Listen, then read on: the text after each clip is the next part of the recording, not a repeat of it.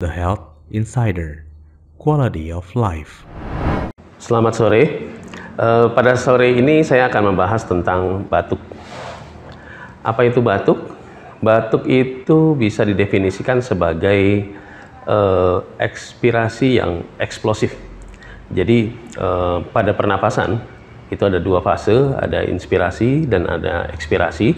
Inspirasi saat udara masuk ke paru-paru dan mengembang. Kemudian ekspirasi saat udara itu keluar dari paru-paru.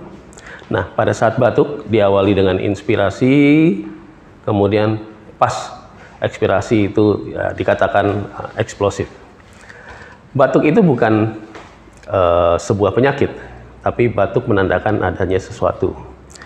Biasanya batuk terjadi karena adanya iritasi dari luar. Ada benda asing yang masuk ke dalam saluran pernapasan kita.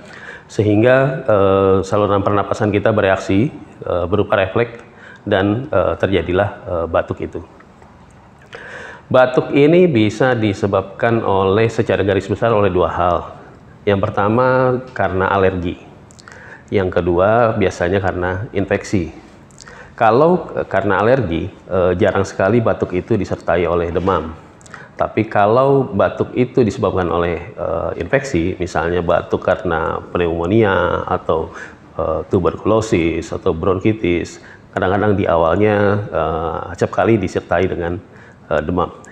Hal itu juga bisa menjadi penanda beda dari keduanya. Nah, batuk yang muncul itu bisa juga berupa batuk kering, kemudian batuk yang berdahak. Batuk yang kering ini biasanya tanpa partikel-partikel, jadi dia hanya batuk saja dan biasanya sangat terasa perih di tenggorokan mereka yang mengalami batuk kering ini. Kemudian untuk yang batuk berdahak, biasanya batuk itu disertai dengan lendir-lendir. Lendir ini sebenarnya juga pertahanan tubuh, jadi lendir itu normal dikeluarkan oleh dinding-dinding sel dari saluran pernapasan karena dia bereaksi dengan zat asing itu. Nah, untuk batuk, selain batuk kering, batuk yang berlendir, ada juga yang harus diperhatikan, batuk yang terutama terjadi pada bayi atau pada anak-anak, yaitu pertusis atau istilahnya di kita itu batuk rejan. Ini sangat berbahaya sekali.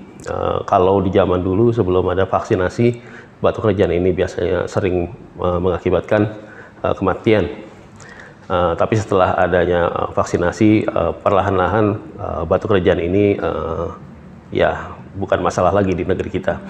Nah, pada batuk rejan ini biasanya yang terjadi selain batuk yang sering, anak atau bayi itu kalau dia menarik nafas itu seringkali terlihat cekungan-cekungan pada tulang rusuknya.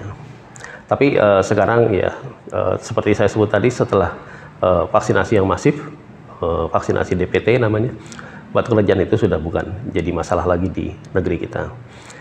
Nah, kira-kira untuk pengertian batuk itu yang bisa saya bahas kali ini. Selamat sore dan terima kasih.